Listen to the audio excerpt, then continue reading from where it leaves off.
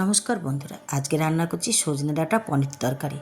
এটা রান্না করবার জন্য প্রথমে আমি কড়াইটা বসিয়ে নিয়েছি। তারপর কড়াইয়ের মধ্যে তেল দিয়ে তাতে দিয়েছি পাঁচফোড়ন, আর দিয়েছি বেটে রাখা পেঁয়াজ আদার পেস্টটা, আর এর মধ্যে দিয়েছি জিরের গুঁড়ো, হলুদ গুঁড়ো, লঙ্কার গুঁড়ো আর পরিমাণ মতো নুন দিয়ে ভালো করে এটাকে কষে নিয়েছি। মশলাটা যখন কষা হয়ে গেছে তখন এর মধ্যে দিয়ে দিচ্ছি সব সবজিগুলো আমি আর ভাজিনি, একবারে ডাইরেক্ট মশলার মধ্যে দিয়ে কষে নিয়েছি। ভালো করে এটাকে কষে নিয়েছি আর দিয়েছিলাম সামান্য চিনি।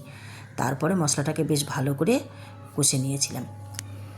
মশলাটা যখন কষা হয়ে গেছে তখন এর মধ্যে দিয়ে দিয়েছি জল, দিয়ে ঢাকনা দিয়ে ঢেকে দিয়েছি যাতে সবজিগুলো সব সিদ্ধ হয়ে যায়।